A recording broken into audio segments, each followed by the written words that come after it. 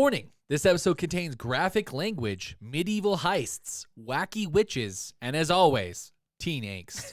Also, there will be spoilers for chapter 24 through 28 of Eragon, book 1 of the Inherent Cycle by Christopher Paolini. Listen at your own risk. Is this a podcast, or is this just fantasy? We're just two nerds and we love our fantasy. So join us if you want to nerd out. Time to start the podcast and see. Anyway, here's the show. Hello, readers. I'm Dane Patterson, the host who thinks Angela should have had a hand in pocket sign if she's going to leave murder rods laying around her store. And I'm Jacqui Lanier, and is this a podcast or is this just fantasy? The podcast where we finally have a rich friend, but his marriage is on the rocks. Ugh. I hope that prenup is ironclad, Jode. Did you say chode? Jode. Geode. That's his name. I didn't write it, dude. If you'd like to support us, please rate us on Apple Podcasts or wherever you get your podcasts. It really matters for newer shows and would help us get our show in front of new fantasy readers so we could grow this little book club we have.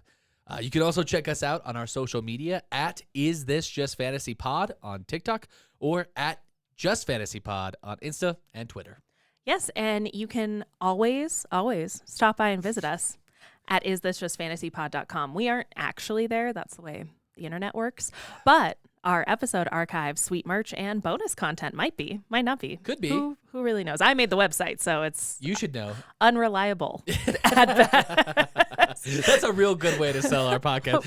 Go to our website. It's kind of unreliable. Just kidding. You know, I keep trying to get into these like last episode recaps, and every single time I'm really trying to resist the urge to do it like daytime soap opera style, like last time on General Hospital. I'm not going to start doing that Well, we just could. for you and your sanity. I don't think fair. you would like it. I think after a while I might. Are you a big General Hospital guy? More Days of Our Lives?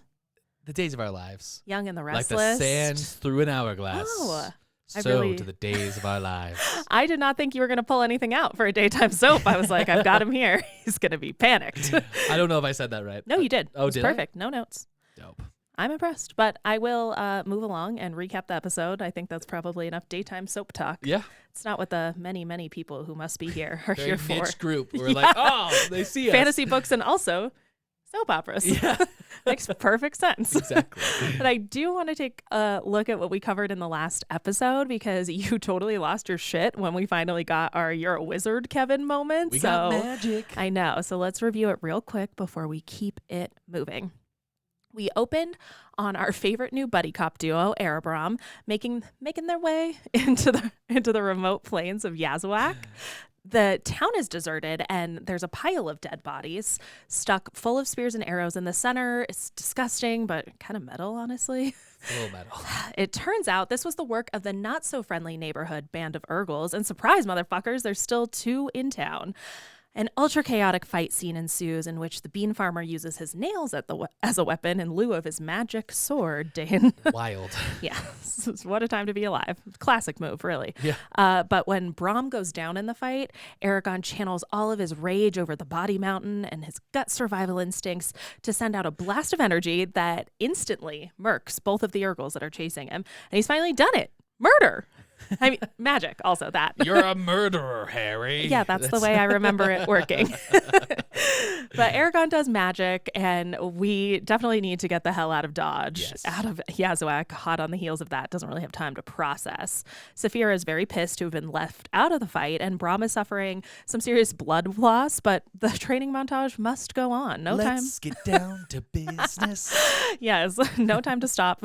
A good Mulan-related moment for blood loss. As Brom and Saphira continue tracking the Razak across the plains, Brom piles onto Eragon's knightly sword training or battering with magic lessons and also ancient linguistics. It turns out dragon riders are one of several magical groups in Alagasia, and they all need to use an eldritch truth serum language, which the elves apparently just very casually use as their native tongue.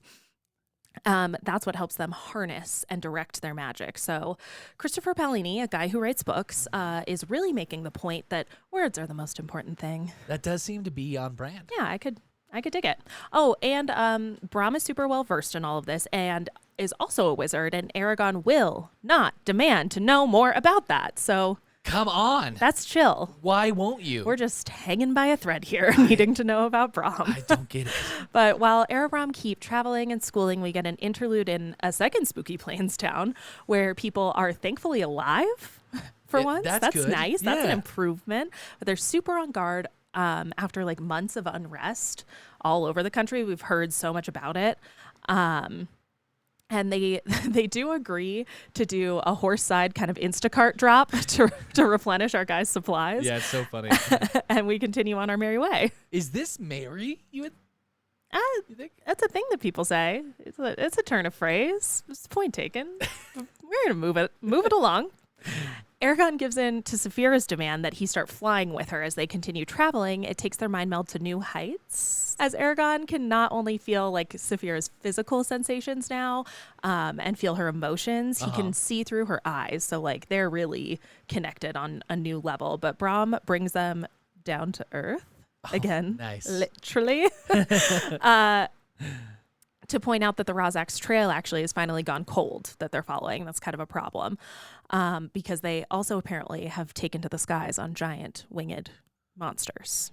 Yikes. Things are bad to worse for these guys. But Eragon has his first good idea in recorded history here. As far as we've known him. Yes, suggesting that they use the shipping records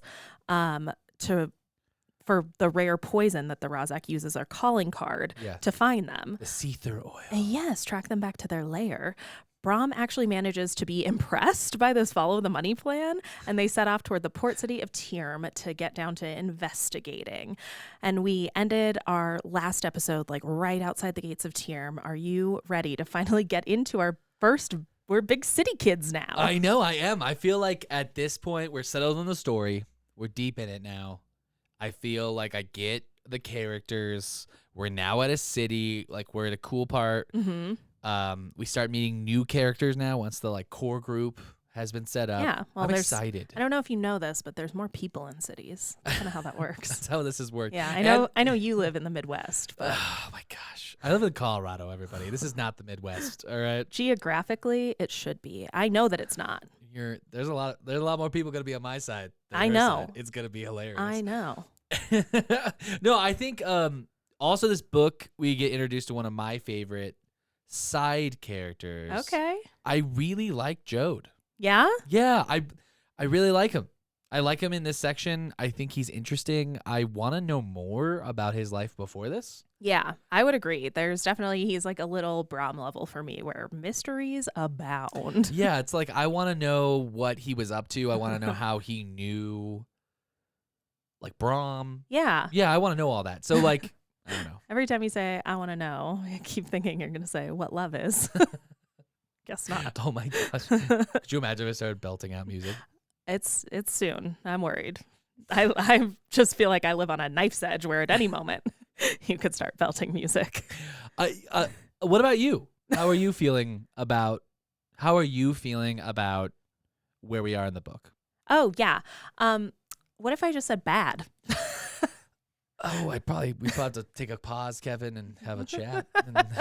No, I feel great, of course. Yeah. It's a fun read. I mean, it's a fun, like, lighthearted book. Nothing too crazy has happened. No, just a pile of bodies yeah. with a baby on top. Okay, Nothing well, big. that was last time, Dane. I've left that in the past. Oh, I'm sorry. Like Eragon, never to think about it again. Yeah, just prophesize heartbreak and betrayal. Nothing big's going on in this small little story. Totally Jacqui. fine. No, this section actually did have a lot of nostalgia for me. Like, I totally agree.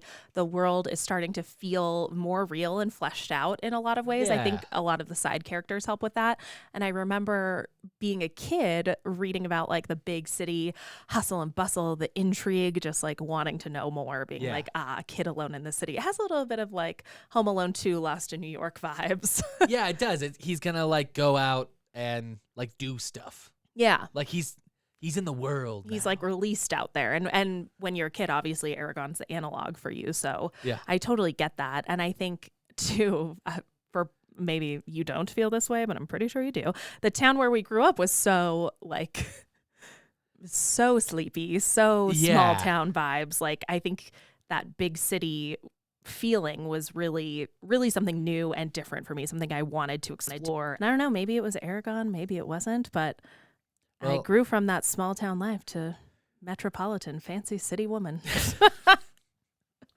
You heard it here first, guys. Jacqui is a metropolitan big city woman. That's a quote, a self-quote. Deeply incorrect. So we're going to start right in this week at chapter 24, A Taste of Tyrim. Are you ready, big city woman? Yes. Okay. Very comfortable in the big city. This chapter opens with Erebron playing the roles of a lifetime to get into Tyrim. Not only has Eragon started to learn swordplay, magic, and dragon husbandry, but he's also turned into a thespian. I'm so proud of him. Really exploring his artistic side. He really is. Brom's opening up a whole new, creative world for him. As Neil and Evan, Erebron, Nevin?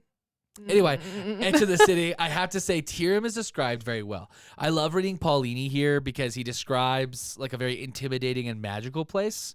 I love the descriptions of the defenses within the city. They sound super cool. Apparently, the buildings in the city get taller at each block, so it's always defensible. Yeah. By archers from the roof, and then they can retreat. That's very cool. It's a small detail, but you're like, okay, people really put some thought into this, including Christopher Paolini.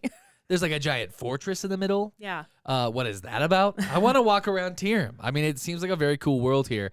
And as we explore this new city, it looks like Tyrim hasn't escaped, like you had mentioned in the intro, the trouble that the other little villagers have experienced, as the people of Tyrim are also armed. And the city also looks a little unkempt. And we get kind of the vibe that it wasn't like that before. It's kind of why I would say it looks unkempt. Yeah. Despite the troubles of the road, Erebron looked for a man named Jode. Geode. No, I think it's Jode. It's Jode. You just really have to enunciate. Yeah, Jode. Don't say. It does sound just like Jode. Yeah. They meet a greedy innkeeper, but are saved by a nice man named Martin, who helps them with directions for free. Yeah, that guy. I remember reading this and being like, "Damn, okay, Martin's a real one." Just seems like a nice guy. Yes, I feel like that's so rare in a big city. He also tells our traveling actors that Geode's business has been plagued with pirates. Ooh. So now we're going to be a pirate book? High Seas Adventure? I actually kind of when I first read this was like, are we going on the sea? I thought that's what it was hinting at, but not yet. We'll see. What is weirder is that there seems to be just a few select shipping companies that are having trouble, and Jode's company is one of them. Turns out that Jode and some of the other merchants have had to pay more money to send their goods by land. And some people won't even work with them anymore because they fear losing their lives or losing their goods. Okay. And it has everyone in Tyrim spooked. Yeah. The chapter ends with Martin saying that people are even whispering it's magic. Okay. It's bad. Yeah, that's kind of interesting because magic definitely seems rare. So. Yeah, I get the sense, we talked a lot about magic and the world expanding because of magic, but it does seem like magic is a rare thing still. Yeah, amongst the regular city or village people we've run into. So it's interesting that, with a few select shipping misfortunes that people are it must be bad enough that they're jumping to, oh, what if we know there's magic. What if it's that? What if it's the magic? Yeah, it's truly wild. But that does take us to chapter 25, An Old Friend. Ooh. We pick up this chapter with Erebron arriving at a herbalist shop next door to Jode's house. We get our meet cute with Angela here, who's in the midst of a philosophical analysis of frogs and toads. And for me, it has big elementary school teacher energy. Yes. Yes, you can go to the bathroom. Do you mean may you go to the bathroom? And you're okay, we get it. It's very pedantic, but it's it's definitely goofy and it's fun. Eccentric. Yeah, I was into it as a kid. I think when I was younger, I remember liking this section. It doesn't hit quite the same way as an adult. Okay. She's a little bit of a manic pixie dream girl, I think, before that was a thing. Yes. But she, after kind of a pedantic conversation with her, she does send them to Jode's next door. And after knocking for some time, Jode's wife, Helen, finally opens the door. She seems like a hottie when we first meet her. Thank God. Yes, I know. Been a while since hot lady has been here. Yes, but she also looks like she's been crying and is super rude to them for truly no reason. I kind of feel more attracted to her now for some reason. That says some things about you that I don't want to pick apart at this current moment. Let's not dive into that. But it seems like everything's just totally fine in Jode's house. Things do not seem to be falling apart in his marriage. But she does, after being very rude to Eragon and Brom, she does agree to tell Jode that a friend from Gilead is waiting. And once she goes inside, Jode immediately comes out to meet them. That clearly did the trick, got through to him. He's shook to see Brom, and even says he thought Brom was dead. And our little bean farmer, Evan, has his first normal person thought of the entire series, I would say. Yeah. He thinks to himself, I hope I can learn something of Brom's past. Yes, Evan, I'm begging you. Yes. Ask about Brom. I mean, he tries. Brom definitely has some splaining to do, but Jode says they can't talk at his house. More hints on his marriage there. He runs inside to grab his phone, wallet, sword, and takes them to his sweet office in Tyrm's Keep. If you got it, you have to show it off if you can. I bet he has a beautiful coastal window. Yeah. And he's it's in the corner. He's this is the corner office. Yeah, this is my corner office, guys. Yeah. It's that awkward tension of we're only here because it's bad at home. Yeah. He brought us to your man cave because you don't want to be inside with your wife. Eek. But once they have some privacy, Brom tells Jode that years ago when shit hit the fan in Gilead, Brom actually found the thing they were looking for, and apparently it was important enough to get right the fuck out of town and let his good friend think he was dead for the next 20 years.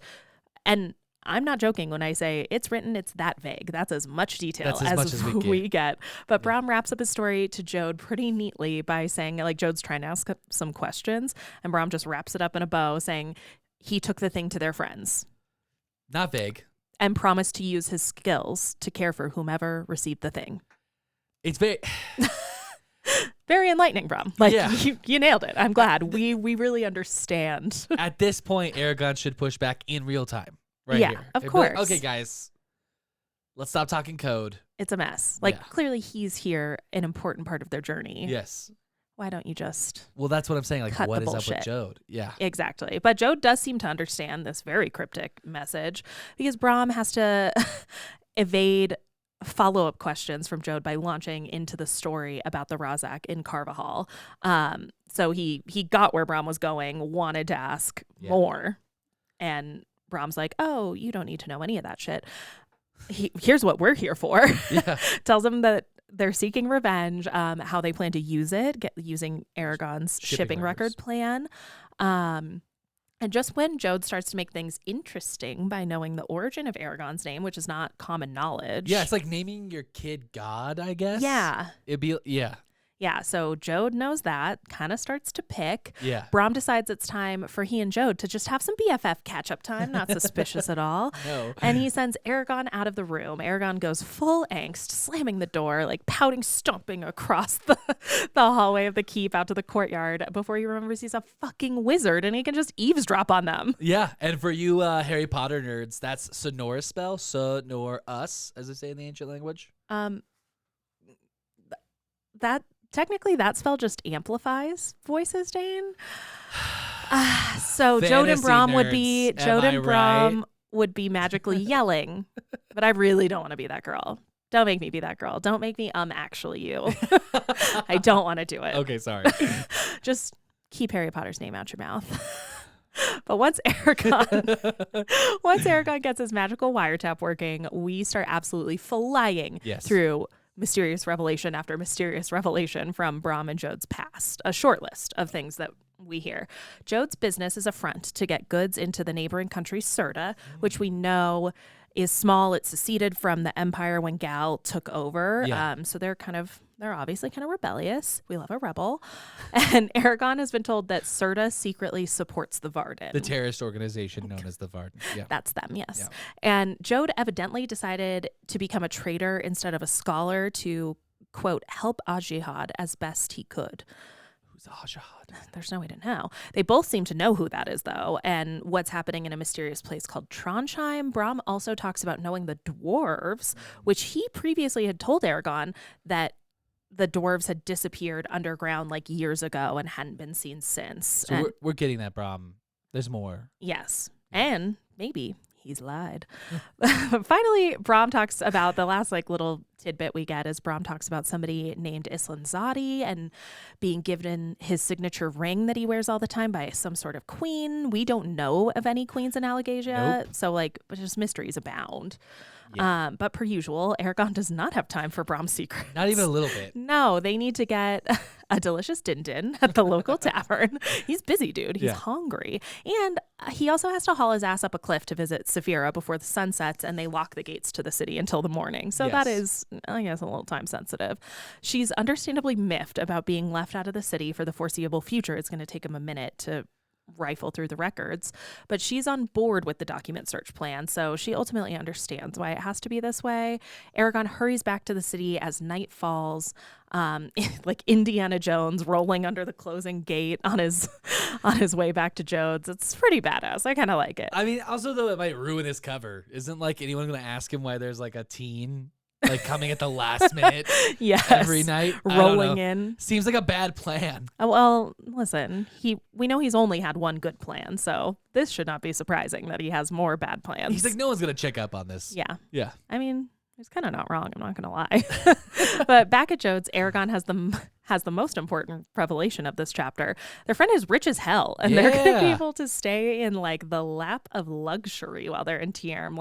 There's butlers, there's delicious food, but a lot of rich people, tension in the marriage. Yes, that's what I was going to say. A lot of rich people, Jode and Helen's marriage seems less than idyllic because there's some serious tension. Our new crew ignores that. Yep. Absolutely. But that's what you do, right? Do not acknowledge. Yeah. Sweep that shit under the rug. You just you're like, hey, everything's great. This is fun. This is fun. Yes. We love staying with you. Yeah. They don't talk about it at all. They just stay up late into the night, planning how to search the records. Yeah. Eragon in this process drops the bomb that he does not know how to read. And Brom drops the bigger bomb that apparently Garrow, of all fucking people, did know how to read. So, and of course he makes Garrow look super questionable in the process. Brom says, quote, "The proud fool, what was he thinking? I should have realized that he wouldn't have taught you. He probably considered it an unnecessary luxury." And just what? I'm convinced that Paolini did not want us to like Garrow. What an insane thing to write about somebody who's just supposed to be a nice dad, father. Oh, he jealously guarded the secret of how to read letters. I think you're right. I think that Paolini originally was going to write Garrow as a bad guy. I think there's missing chapters or something. I don't know. It's hard. I think maybe he was going for stern and foreboding.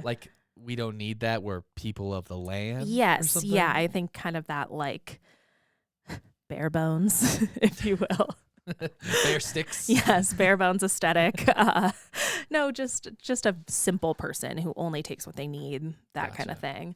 But Brom, so this leads Brom to add phonics to Eragon's lesson plans, and his class schedule is getting pretty full. Pretty chunky, yeah.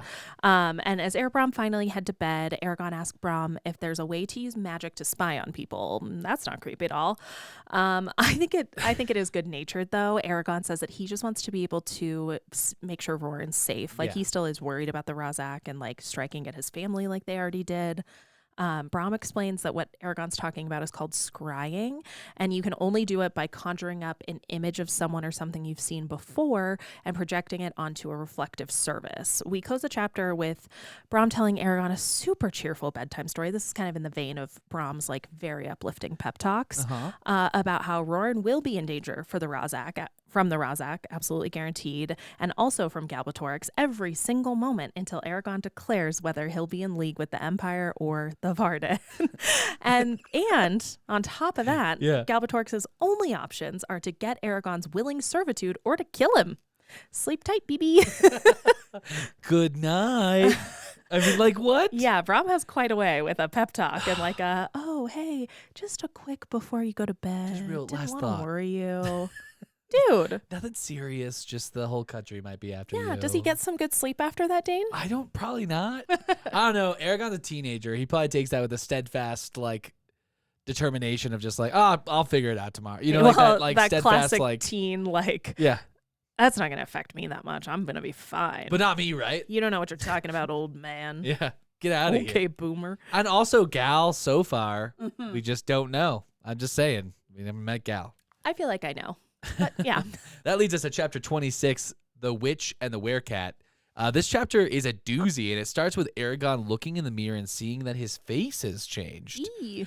He remarks that he looks different, more fit, a little alien in appearance. There's like something just a little off. Okay. The writer changes, more elven are starting to take place. Also, puberty. You're a teen dude. That alien feeling is probably just like not looking like a child anymore. Yeah, that's fair. Next, he looks around the city of Tyrm and eventually gets hungry. Yeah, he's a growing boy. And he comes back to Jodes. He stops at the herbalist shop, and Eragon meets a very large cat named Solembum, who he talks to and finds out is a werecat. Ooh. Yeah. And next, Angela the witch comes out and read Eragon's fortunes because, he can speak with Solembum, Okay. as one does. Yeah. Before Angela tells his fortune, she informs him that she has only offered to read 2 people's fortunes before him. Spooky. And the first person refused, and the second was a woman named Selena, No. who I think, based on how this is written, we are supposed to infer could also talk to the cat. Okay. That is Eragon's mom's name. Yes. Coincidence in a fantasy novel? Possible? No, Mm. I don't think so. Well, Eragon certainly doesn't spend a lot of time thinking about it. He's like, nope, nothing to see here. Cool. You want to tell me what's going to happen to me? That was my mom's name. He just That's moves it. right along.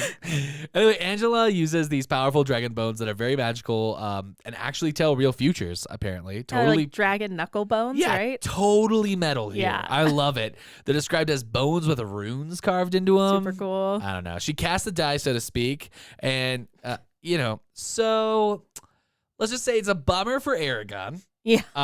What Because turns up? yeah, it's not great because Eragon's fortune in the Dragon Knuckle Bones is pretty bleak. Angela does mention that Eragon is truly free to choose his own destiny. That sounds nice, Dane. What's wrong with that? It's a bit of a paradox coming from a fortune teller. She says that his fortune has been the hardest to read as it's all tangled and cloudy. Like, I don't quite understand how these two ideas work together because she's still able to foretell a few things, but also he is open to change his destiny. You know what I mean? Yeah. They seem like conflicting things. Paradoxes abound, Dane. Yes. So first, Angela tells Eragon that he will live a very long life, like maybe live forever type long, Okay. which is about as long as you get. Yeah. That's true. Yeah. Well put. Yeah. I do podcasts, and I'm smart. She goes on to say something a bit sad, and I'm Yeah. going to quote her here. She says, "Countless possible futures await you, all of them filled with blood and conflict, but only one will bring you happiness and peace. Beware of losing your way, for you are one of the few who are truly free to choose their own fate. That freedom is a gift, but is also a responsibility more binding than chains." That's not cheery. That's not Used to getting a lot of not cheery news in this section. It's just a real bummer, some of this stuff. Yeah. I think it's a bummer basically because he only has one route to happiness, which you never want to hear. Yeah. I don't think any of us think that. Well, especially when the premise of that is you got a lot of options, but you better make sure you pick the right one. Otherwise, you're doomed. Right. It kind of it seems bleak for a guy that will live forever also. For sure. Like a big chance at no happiness for Forever. And also look at Eragon's decision making at this point. I mean, it's not been great. She also tells him a few things. So I'm going to go through this real quick. There's a death approaching him that will cause him great grief. Okay. I mean, there could only be like 4 options here. Saphira, Brom, Roran, or maybe Horst. You think Horst is a death that would cause Eragon great grief? I mean, They're close. he's hooking it up with the meats. I don't know. He seems like a good guy. You grieve for every person who gives you the meat, I Stain? mean, if you've ever had really good barbecue, you know that those people are dear and near to your heart. All right. That's not my experience, but you and I maybe are different in that way. You will also have to leave Algazia forever at some point, even if he tries to avoid it. Okay. Which I think is interesting that Paolini puts this in here as it kind of lowers the stakes, I think. Yeah. I mean, he's going to live a long time, so no deaths are possible. Also, I don't know. Eragon will also have an epic romance. His great love is of noble birth, and Jax, get this, she's a babe as well. No. Yeah, super hot Now chick. that is shocking. Yeah. Our main character's love interest is going to be the hottest one of them all. Not only hot, so hot she is prophesized by a fortune teller her hotness. That's really hot. I don't have many fortunes told, but that's about as hot as it gets. Yep. Could it get hotter? I don't know. Anyway, finally, the witch Angela says that betrayal will come from within Eragon's family. Okay. He instantly thinks of Roran, maybe Roran or Selena, maybe? Yeah. Don't know who else it could be. Seems like it's not Roran, though, because it's so obvious that it's the only option that jumps out. You know what I mean? So I don't know who else it would be, though, right? Yeah. Anyway, Eragon totally gives up both his and Brom's name Real to this names lady. to this stranger. Just totally. No leaves- Evan and Neil here. Nope. Like Eragon just has no sense of danger. It just. That's a classic teen move, Yeah. I would say. Turns out Angela knows Brom Okay. and laughs about him. She says, and I'm quoting again, "He is known by those in my profession. I'm afraid that the poor man's doom, or future, if you will, is something of a joke with us." Ugh. So Brom is famous too. Okay. Yeah. I mean, famous? Like, I mean, he's this got random lady in Tierm knows him. He's, Yeah. yeah, I guess that's famous. That's like, pretty famous. Brom watched 2023. How does, Yes! Who of is all Brom? things, like, how did he get famous? I don't know. So this is the thing is like Brom is clearly somebody, but Eragon just lets that be. Yeah, of course. Finally, his prophecy ends with some important information from the Werecut Solomblum. Solomblum words are, "When the time comes and you need a weapon, look under the roots of the Manoa tree. Then, when all seems lost and your power is insufficient, go to the rock of Kuthian and speak your name to open the vault of souls." That's ominous. It's ominous. I also think this is a little bit of a bummer. This kind of takes the adventure and journey away from Eragon a bit, to me. I'll wait to go more into this a little later and talk about prophecy and all this stuff. But yeah. Eragon says thank you and heads on his way. I gotta say, great deal. Didn't pay a dime for any of that. Actual fortune, no money. That's pretty impressive. I'm not gonna lie. It does seem legit. Like, I don't have the feeling that this is just like a huckster who's conned him. This is not like a Miss Cleo, call me now. Yeah, it is definitely written by Christopher Paolini as like, This is real. happening. Yeah. This is really real. This is happening. Yeah, and for just absolutely free. I mean, I had my tarot read, and I don't think any of that shit's true. And I paid like $30. Really? I mean, 25 and a tip. Was it fun? Yeah. Oh yeah. Oh, well, there you go. Definitely a blast. So goofy. Did you get to talk to a cat? No, well. sadly. I was in a bar. Then I think cats in bars is not usually the vibe.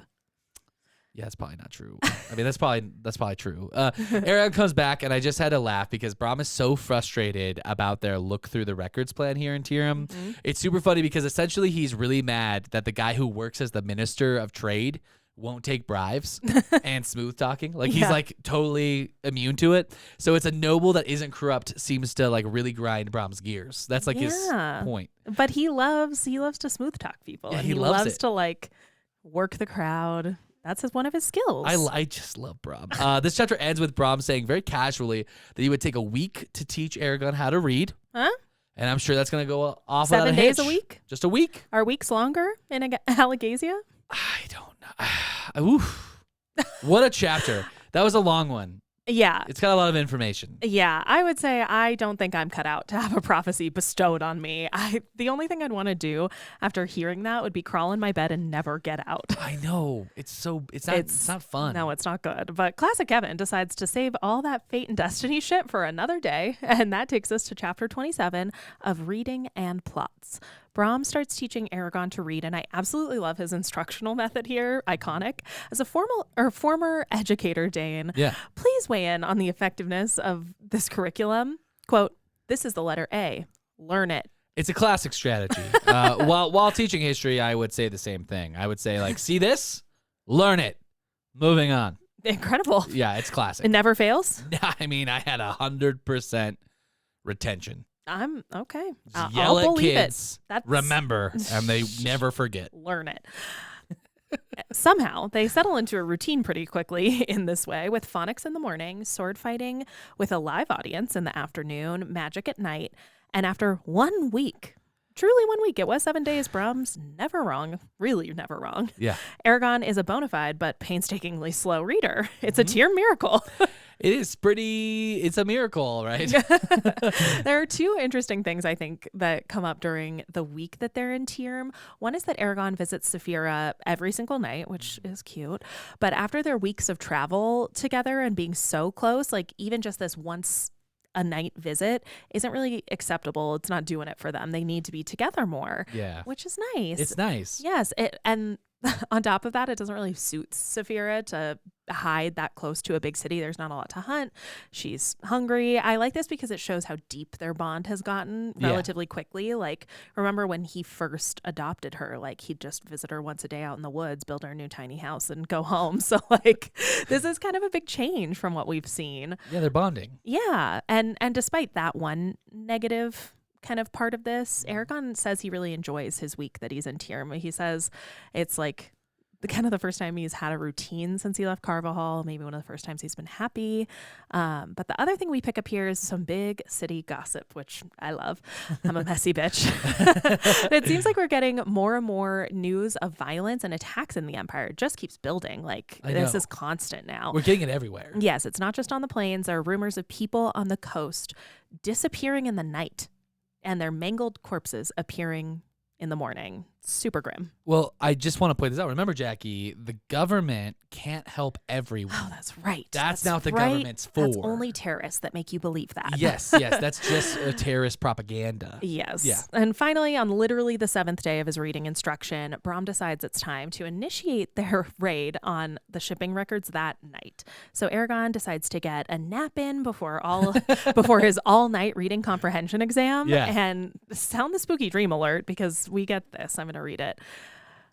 Dreams owned his consciousness, twisting and directing it to their whims. At times he quaked with fear. At others he laughed with pleasure. Then something changed. It was as though his eyes had been opened for the first time, and a dream came to him that was clearer than any before. He saw a young woman, bent over by sorrow, chained in a cold, hard cell. A beam of moonlight shone through a barred window set high in the wall and fell on her face. A single tear rolled down her cheek like a liquid diamond. Eragon rose with a start and found himself crying uncontrollably before sinking back into a fitful sleep. Is that leaving you feeling cool, calm, collected, ready to do some thieving? So, okay, we got a bunch. Here's what I was going to say about that. No. But, like, we've got a bunch of these dreams. Do you just think he's like, this is what all people's dreams are like all the time? No, he definitely seems like shaken by them. Obviously, it's Eragon, so not enough to make him wonder about it or ask Brom or do anything sensible. Or tell someone. No, but he'll wake up crying, like he's tossing and turning. It's fitful. I think the thing I'm the most surprised by is that he's not really telling Saphira. Yeah, he keeps them to himself. Yeah. This is like the third one, right? Because I think the last one seemed like maybe a nightmare. Yeah. This one seems like a nightmare to me too. I don't know. Well, the last one, like, Garrow kind of transmuted into one of the Razak. Like, that clearly was supernatural. This is just a lady. I mean, a hot lady. Tears like liquid diamonds, Dane. But sitting in a cell, like, that could be happening. I think it's really unclear because we've gotten kind of a range so far of dreams. I just don't think we know enough about it now. That's fair. And that takes us to the heist. Yeah. After a nice night of sleeping, we get to chapter 28, Thieves in the Castle. This chapter opens as we head into the sunset. Eragon, Brom, and Jode get suited up and ready for the heist. I'm picturing like Batman belts and like, you know, they head to the castle and Jode gets them in with some fast lying skills at the front door. And he finally got to work someone over with his with his charm. A little lie never hurt. Yeah. And I guess a little bribery from Brom helps too. So yeah, he's bribing, he's lying, he's smooth talking. I love it. Eragon takes his bow out and they head for the records room. It's tense and they need to move fast. Cut to them slowly starting to read the records and make notes of every shipment of see-through oil. It is really funny. They're like lurking through the night. It's so high paced. And then they just like lock themselves in a room and they're like, okay. Time to read. Okay. Jode, get that note. What a heist. Keep it going. Yeah, it's going smoothly, or at least seems to be going smoothly until Eragon like sees a boy with a sprig of holly in his hair inside the windowsill. Yeah. And I'm like, are you having another like visions? Spooky dream? Yeah. It's Solumbum, the Oh. werecat. Where it's like a werewolf, it turned into a Yeah, right. It's like a were person, a were cat. I did not, that makes sense. They literally are cats that turn into little people. Yes. How fun. I didn't see that coming the first time I read this. Oh. I just read werecat and was like, oh, they're like cats that talk. Okay. Like humanoid cats. Interesting. And then when I was like, oh, like you mean. Anyway, that's just me. No one else. Please write us an email. Was it anybody else? Was I just a slow kid? Don't answer that. Solomon lets them know that the first guard they bribed told his replacement that the guard sent soldiers to investigate. Total bro. Yeah, that guy's super clutch here. Yeah. They keep looking at the records, which I gotta say feels tense to me when I was reading this. They're like, shit, people are coming, but let's just do a couple more perusals of one of these dusty tomes. Put our quickest reader, Eragon, on them. Oh, I know. I'm like, could you imagine? That'd be so high pressure. Like, I hated reading in front of class. This is way worse. Reading for stakes. I guess maybe that's how he read in a week. He's like, I have to read or jail. Yes, correct. Just as they finally leave and lock the door, the soldiers come around the corner. And I will say this was a bit funny to me. So like the soldier like checks the door and sees that it's locked, and they instantly are just like, oh, all right, everything looks fine here. Yeah. And we don't care that you strangers are in the castle after hours. As long as you didn't get in that door, I guess just go home. If you're just in the hallway, you clearly didn't. If we didn't catch you in the act, probably didn't do anything. Yeah. So they escort them out of the castle. Wild. It seems like it worked out. And Eragon, of course, totally celebrates too soon. Yeah. I did really like this. This is so typical. He has absolutely zero chill. Like, he just skips out of the gate and, like, fist pumps like he's gotten away with something. And it's like, dude. Yeah, he does the, like, Breakfast Club fist in the air. Yes. Yeah. Like 20 feet from the guards. Yes, and it's like, be cool. I cannot believe nothing worse happened to him because of that. They still get away with it pretty easily. They take that information they stole from the records and compare it to the maps of Alagasia, and with some work they figure out a baseline for how to use the Slyther Aura records to find the Razak home base, and they narrow it down to places that are at least crossroads and would be easy to travel and get to from the Empire very fast. And they also remove Tyrim, as Jode is pretty certain that they aren't in the city, and they also remove Earlbane because Brom says that Galbatorix holds court there, and he wouldn't want his nobles like actively knowing about the Razak like in a real way. That's kind of interesting. Like he knows enough to know, oh, they're monsters. They're obviously bad. It'd be a tough look for me if people knew they served me. Yeah. So we get a little bit of insight on little Gal. Yeah. And what he's doing. That everything's totally above board like you've thought all along. Yeah. I just we got to trust our king. If you trust in the monarch, things fall into place. That's a thing I've heard, yeah. Yeah. In America. Yes. That's what America was founded on. Yeah. So they narrow it down to the only other place that makes sense, Drasleona. Yes. And they know where to go now for vengeance. Yes. The revenge plotting intensifies, everybody. Oh my God. There is truly nothing you love more than a good revenge plot. I mean, like, Get 'em. Maybe your wife and child, but also it's close. I think it's a little close. It's close. It's too close. Don't tell my wife. I love you. If you're listening, I love you. I'm so sorry. He really loves revenge, though. I do love revenge. It's so good. I'd be a little scared. But before we can get back to hunting the Razak in the next episode, I do want to talk a little bit about the recurring theme I kind of saw in the section that we just wrapped. It's time for analysis. I feel like a lot of the action in these chapters kind of connected back to the idea of gaining knowledge, obviously, and its importance in this world. Right from the jump, we see Eragon getting into his first big city. He's quickly realizing what it's worth to have information and also to withhold it. You know, they encounter some of those like asshole innkeeps. And also, I think the aliases they're using kind of feed into this. Their fake accents. Like, Eragon's really getting the message that the knowledge you keep to yourself can literally be worth your life. And from there, we see that innkeep, I think, is so on the nose for this concept. Yeah. He wants to charge them money. Like, it's literally worth money, the information he wants to give them. Right.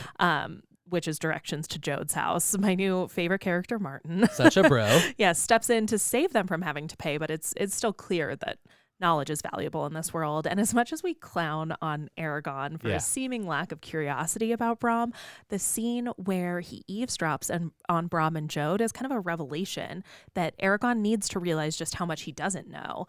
After that happens, he does resolve it internally, at least, to force Brom to answer some goddamn questions because he's finally understanding how it's holding him back to be so in the dark about his mentor. Finally. Yeah, it's definitely a long time coming, but I'm glad that Eragon's decided this is the thing to do. It only took 28 chapters. Yeah, dude. Things are getting more complex by the day in the story, and it's putting Eragon and Saphira in danger, actually, to only have the drips and drabs they've been getting from Brom so far. So I like that that's a really, I think, good crystallization on knowledge and like what it's going to benefit them to have more finally.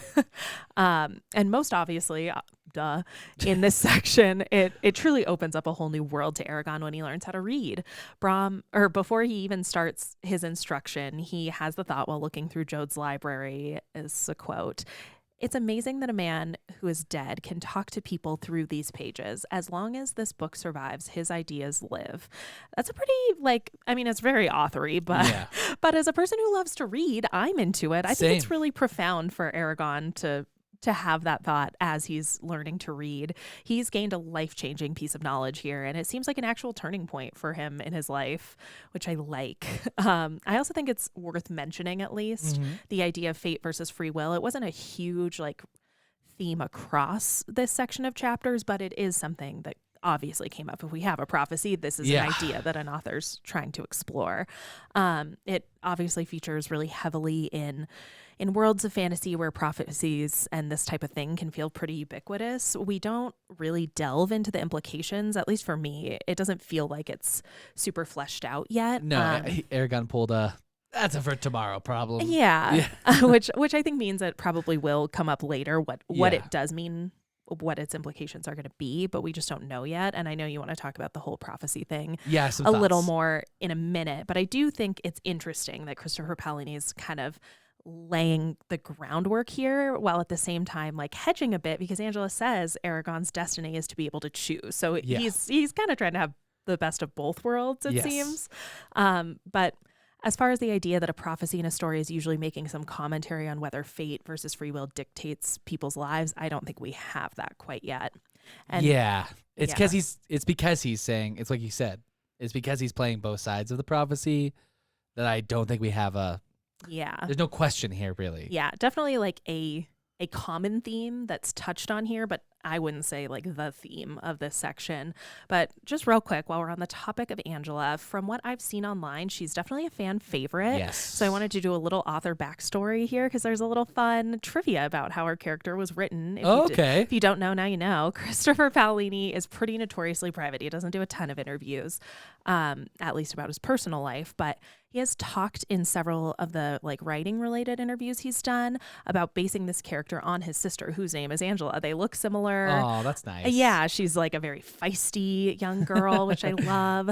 So I'm excited to get to know this character better because she seems like she's already being written with a lot of care for somebody who's maybe a side character so far. I think we're definitely going to get more of her. It's somebody Christopher Paolini seems to like and enjoy writing, but she definitely seems, she has the quality about her of being almost outside of she seems so refreshing and different from everybody else. Yeah, there's definitely some stuff going on there, not in the same way as, it doesn't seem ominous. It doesn't necessarily seem consequential maybe yet, but it's I really want to know more about that because it kind of seems fun and lighthearted. She's almost like the door to a side quest right now. Yes. It's there's an exclamation mark above her head and you can come talk to her. Yeah, exactly right. I love it. But enough about Angela for a minute. I know you prep some stuff for a deep dive at my behest about her fun sidekick, Solemnbaum. Yeah, let's talk about werecats, baby. Deep dive. Yeah. I don't know what that was. Werecats, Brom tells us that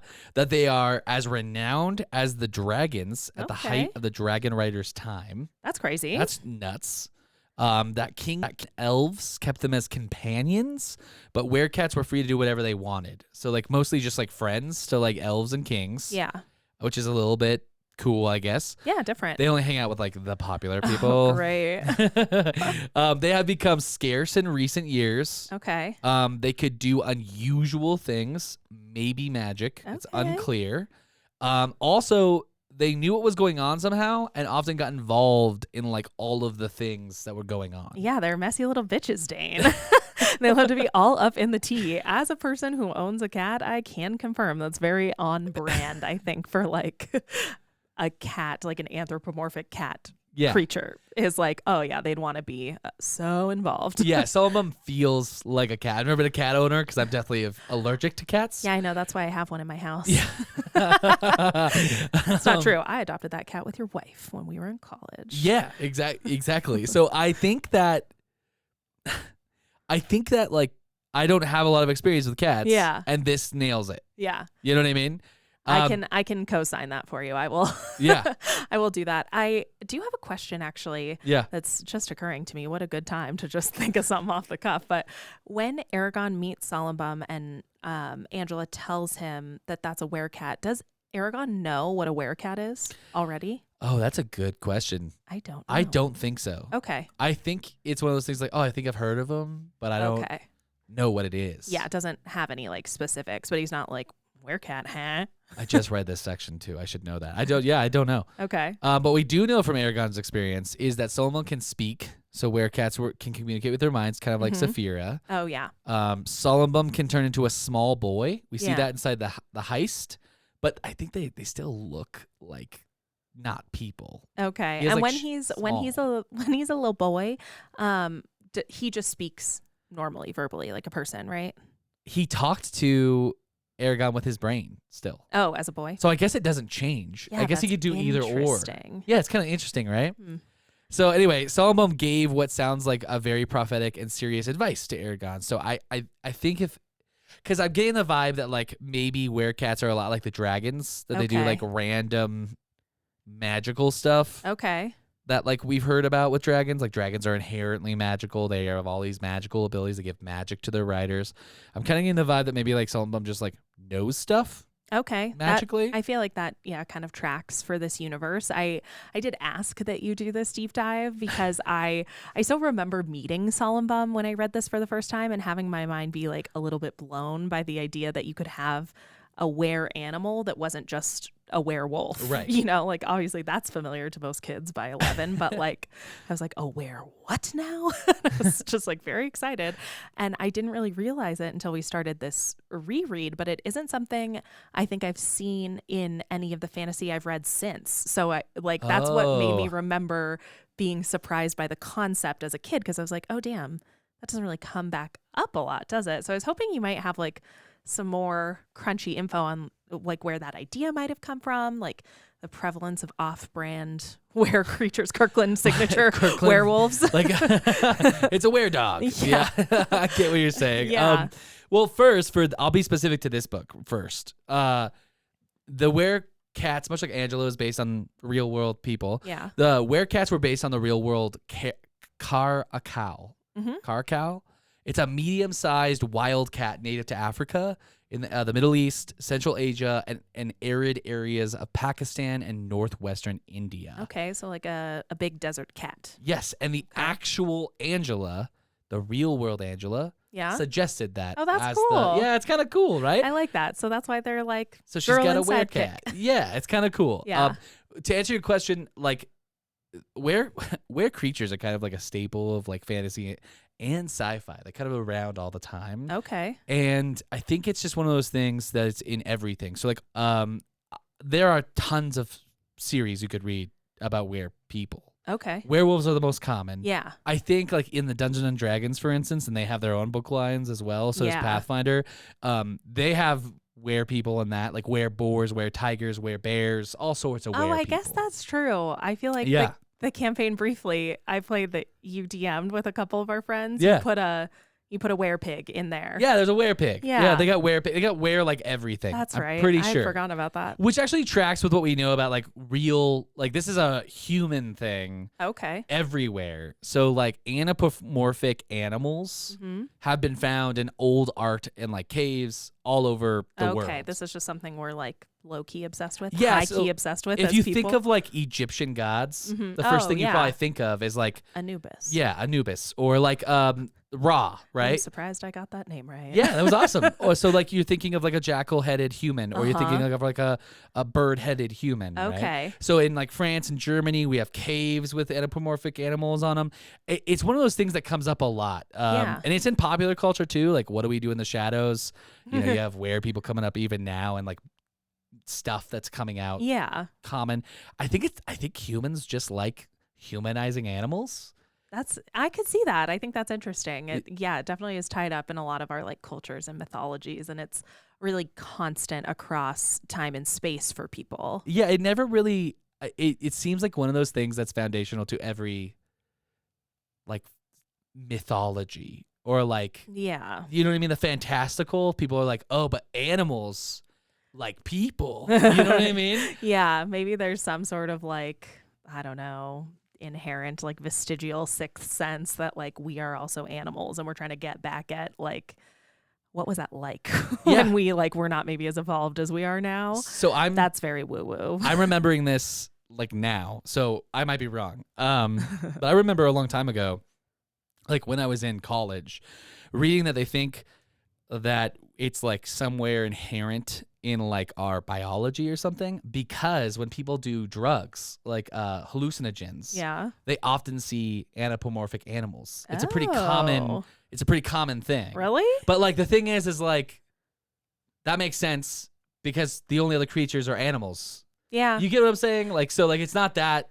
well, and I feel surprising. like we have a lot of bonds with animals, and we're very like codependent on animals in a lot of ways, and have been. In order for us to evolve, we had to domesticate certain animals. We had to use them for their skills. So I think there's a lot that maybe we're conditioned to see in animals as skills that we don't have and need to have. And we're like, well, if we could just all be the same, we'd be unstoppable. Maybe it's kind of one of those like kind of it's like, a reach. Yeah, I don't know. And I could be wrong about that. We'll have to double check. That's interesting. Yeah, I remember reading that and being like, wow, that's weird. But I just want to put out one more thing about the werecats before we move on. No. The dragons. Okay. Well, all right, Kevin, that's kidding. it. We're done. No, the dragons are so similar to the cats. Oh. Like Saphira is similar to Solomon. And if you listen to the audiobook, exact same voice. Oh. It's the exact same voice. That is not where I thought you were going with that. Yeah.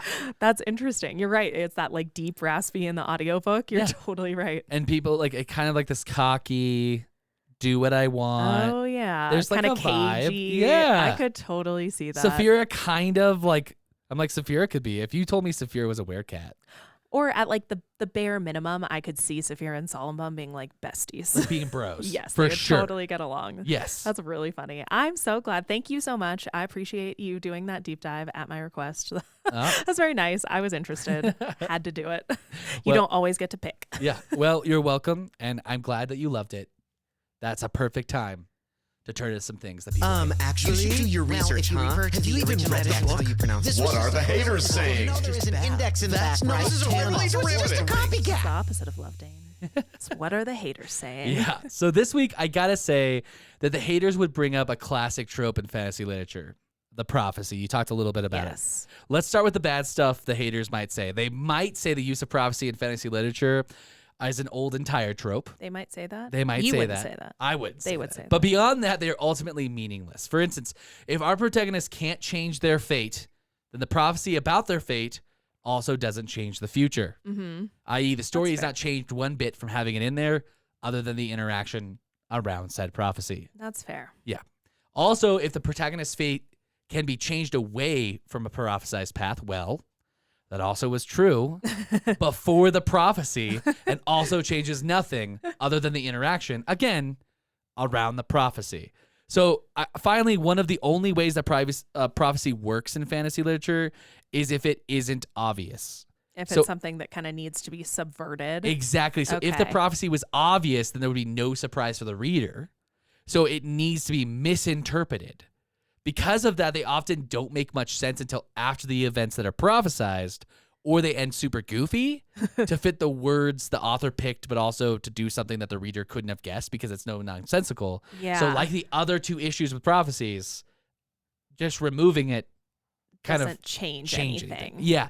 So most haters, I think, would argue that prophecies don't do much except challenge the internal feelings of our protagonist Yeah. and get them like questioning free will, which could be really fun. I was just going to say, I would argue that's a fair enough reason to keep them in, because you do want at least some plot devices where your character has to grapple with values-based things. And I feel like that's what a prophecy brings out. I agree. And there's a good example, right? Like Wheel of Time, where that plays a major part of that. Game of Thrones plays a less important part, but still it's very much part of the story, the greater story. Well, I guess on Game of Thrones, that's something I think like haters would definitely point out, because it does play a part in the story, but to the degree that like it's preventing, I think, a reasonably popular going theory, one that I also share, is like that's the thing that's preventing that series from being finished, because I think it's tough. It's written them into a corner, and I think prophecy can do that a lot. In some ways, it's a way for an author to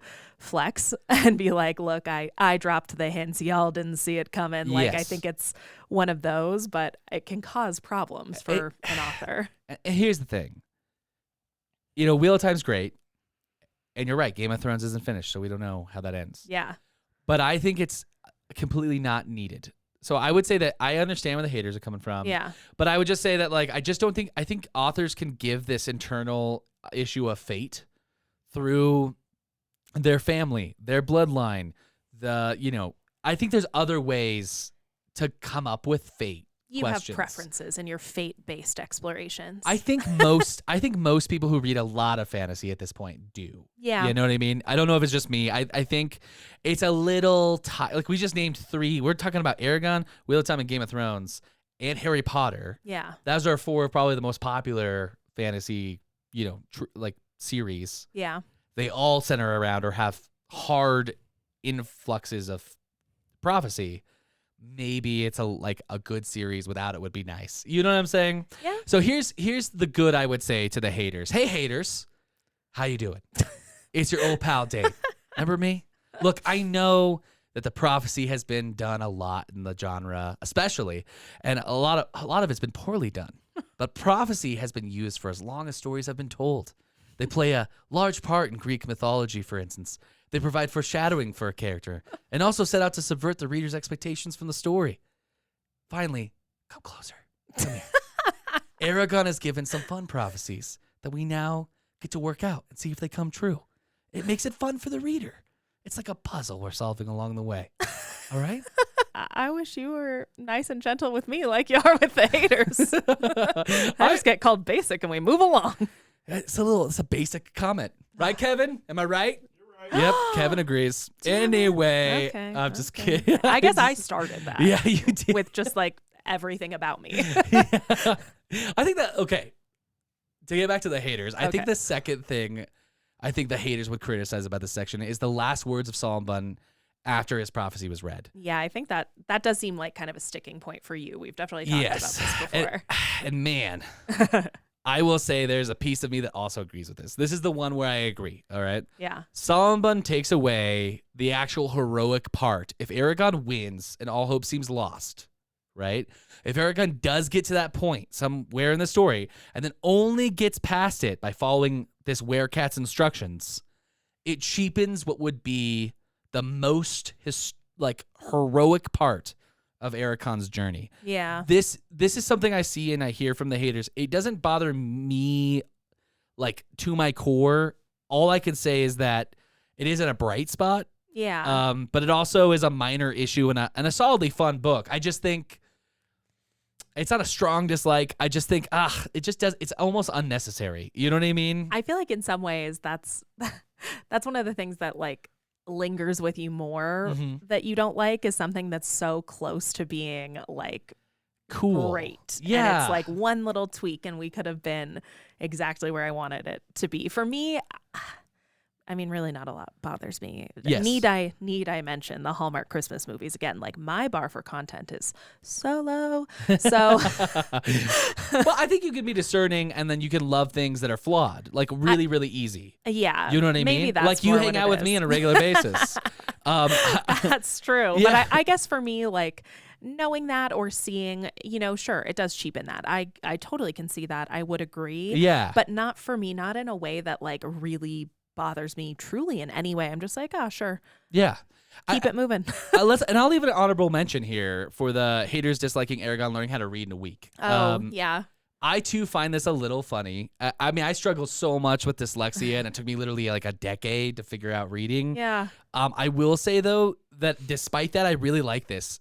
This is handled really well. Yeah, I was gonna ask, reading that, were you like, hey, fuck that guy, that's not gonna happen? Or as a kid, are you like, yeah, I just figured it out. Eragon can figure it out. Like, well, it made me feel like a hero. Yeah. The hero figured it out. I figured it out too. That's so nice. Yeah. This book's so good. Yeah. I think Eragon is never called dumb. He's never judged for not reading by Brom or Jode. And it is not connected to his intelligence. Oh, that's a really good point. I think this is a smart move. And frankly, a really nice touch on a kind of goofy timeline for learning to read. It's obviously too fast. But that's a nice way to approach reading. Like because I think for me, it was a really touching point. I felt dumb. It makes you feel stupid. And I think this, when I read this, in the heat of that, was like, oh, cool. Because it actively subverts that. Yeah. You know what I mean? So I would say that was awesome, even though it may be goofy. Okay. So haters, stop hating. Huh? All right. Anyway, that's all I got for this week. How did you feel about the episode or what we talked about? Or it was fun. I mean, I'm kind of in my feels a little bit after your last little rant about how the reading thing was handled. It makes me so sad for like young Dane that's how you were made to feel. But I'm so glad you had things like stories to make you feel like you weren't alone, at least, or like you still could do whatever you wanted, even though you were made to feel like you had this insurmountable obstacle. Because obviously you're so well read, you're very well educated. You taught children, like there was never a barrier, and it never had. Well, there was a barrier, but like not to your intelligence, not to what you could do. And I'm glad that like if this helped you to get there and achieve all those things, like fucking God bless this book. That's great. I think that's what. So this is what I don't understand about the hate on fantasy or science fiction. Especially if like you're a parent. Well, if you're a parent, you're like science fiction or fantasy, you're not listening to this podcast. But if you know someone who it is, it might be something that just bring up casually and talk about it. I think the benefit to fantasy and science fiction is that it is entertaining reading. It's engaging. It's engaging. And like most people are into damsels in distress, action sequences, heists. Are the tropes for a reason. Yeah, people love that stuff. And I think, maybe dragons aren't your deal. Maybe it's like dark, maybe it's dark, gritty fantasy with like barbarians in the Highlands or whatever. There's stuff for you. Or maybe you want to learn about the Inquisition, or like you want to learn about like architecture. Like there are fictional accounts of that stuff, and like it improves your reading. Well, that's what I was going to say. Access. Yes, for me, I definitely felt. I mean, I always was into school and most subjects for a variety of reasons, but I think reading fantasy, especially as it related to real history and the ways that they draw on like vaguely medieval European culture for a lot of like your standard fantasy, it really made me interested in a lot of those time periods and made me go out of my way to learn on my own that stuff. And it's a lot of stuff that I retain, even though my memory is for shit now. That's stuff that I still know because I went out of my way to learn it because I was so interested. Like fantasy books have the power to do that. And it's even better now because like there's like a Rage of Dragons. I was just going to say now it's actually diverse and interesting. Yeah, because like it's very diverse. Like Rage of Dragons is like I think it's based all in like various African cultures, and like that is not something that like is pretty much norm for fantasy. It's all basically Western Europe. It's basically what it's built on. That is like very critically acclaimed, very popular. My mind would have exploded if I had read that as a kid and like gotten into it, and I would have. I mean, for me, it feels like a missed opportunity that I'm not younger for that reason and no other. But it also teaches you things. I think the questions that fantasy and sci-fi ask are normally questions, and people don't think about it like this, but are normally questions around race, normally questions around poverty, normally questions about like what is the right? Like what is the moral right? Yeah. Like for a country or for a person. Leadership. Like yeah. I think communities. what is really heroic, what is really challenging. And I think if you don't read fantasy or sci-fi, you do not think that. You're like it's just a bunch of like random stuff. But like my wife is reading Stormlight Archives right now. Yeah. And a lot of that is a question of like, what is it to be a good person? Yeah. Can you be a good person if you were a bad person? That's a lot of that book. Well, I think just because so many of these settings are so fantastical, it's so based in what does it mean to grow and change and like have things be different and outside the norm. And I really do think that's a valuable thing to spend a lot of your time thinking about. And I love that fantasy kind of gives you access in a way to be able to think about that stuff that's removed from the real world. I think some people have trouble. It's hard. It's difficult to explore some hot button issues when you're just one-on-one with a person or reading a book that you find like offensive or, things like that. It's like, funny. oh, if everything's fake, maybe I can challenge myself or maybe I can figure out what I really believe through this lens and then carry that with me into my real life. Yeah, or at least challenge myself. Even if the way I think doesn't change, challenge or like grow into like feel what other people are feeling. Yeah. One of the things that like has become popular too is, there's a classic story of taking over, getting your land back. Yeah. So a lot of fantasy has now recently shifted to what if you found out you actually stole the land to begin with? Yeah, what if and you're the aggressor? What is right? Yeah. Because maybe you didn't do that. Maybe that's 1,000 years ago. Maybe that's generations of your family ago. Yeah. And I don't know anything in the real world that follows that paradigm never, at all as a person happened. who lives in America. No. That's not part of That's us. not important for me to think about. No. I wouldn't dwell on it. I wouldn't dwell on it. I totally agree. We're really off tangent. I loved this section of chapters because I think it does show that even though prophecy is rough, even though some of this stuff was interesting, Christopher Paolini, he gets a lot of flack. I will say this. I want to end because we normally don't end on like a thought. We normally just like chat at the end. Yeah. I would love to end with just like, I think Christopher Paolini gets a lot of like shit, frankly, from people, especially in the fantasy community. And I would just say like, this was well done. Like there's no way to say this other than the way he handled literacy in this book right here, even though it was too quick of a learning experience, was well done. Yeah. Well, if it's the kind of thing that can provoke like that kind of discourse from two fully formed adult people all these years later, like it's hard to say he didn't do something there, even if it's not for you, even if you don't like certain aspects of it, totally fine. But like there's some there. Yeah. It's not just I really, really deeply believe it's not just a book written by a kid. Like it does rise above that. It's not only interesting for that reason. Yeah. I think there's a lot he can do here. And on that note, thank you so much for listening and being part of our little book club here. That's all for this episode. Make sure to rate and review, especially on Apple Podcasts. You can find the show on Instagram and Twitter at Just Fantasy Pod and on TikTok, fellow kids, at Is This Just Fantasy Pod. Yeah, we're cool. I'm on the TikToks. We're on the TikToks. If you want to keep pace and read along with us, in the next episode, we're going to be covering Chapter 29, A Costly Mistake, through Chapter 35, The Razak's Revenge. God, I love revenge. I knew that. Want revenge. I knew that was Is this just fantasy? We're just two nerds and we love our fantasy. Come on and listen to us next time. Find out what our deep dive will be. Thanks for catching our show.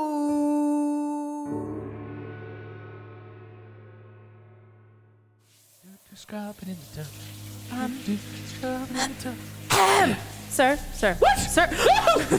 Sir, I'm deeply, deeply sorry to... I'm in my shower! I'm sorry to interrupt your exfoliation regimen. I know it's very important to you. It's deeply personal. I'm sorry. I do have urgent news, though, sir. I'm very sorry. Okay. We seem to have some shipping records that have gone missing from Tierm, sir. Yes? They seem to be something concerning the All right, out with it. The Seether oil. The Seether oil. The Seether oil? Yes, at the Razak, you know. Oh, my two boogie boys. Yes. You know how they have a very clear and discoverable paper trail to their lair, sir? Yes, it's quite wonderful. Fascism works on time. So the Bureaucracy. Unfortunately, though, those records that point to the way to their lair, they are Yes. missing from the records room in Tier. They'll kill whoever did it. That does seem to be the problem, sir. Yes? The rumblings of a certain, how to put it, bean farmer. Oh, no. And Not his the bean farmer. old mentor. The old man? And the bean farmer, yes, they seem to have absconded with the records, sir, and there was a certain, a scholar and a merchant involved. Is a businessman involved? A businessman, yes. A businessman? Yes, I'm sorry, sir. We're working to clean it up right away. We've burned all of his cargo. Good. Burn it twice. Okay, yes. We'll get right on it, sir, Take the please. ashes. Feed them to Shuriken. Oh, okay, good. He's Yes. on his rant now. So, sir, enjoy the rest of your shower. We'll get on it right away. Yes, send in 12 women to rub my back. Oh, we can't. That's fair.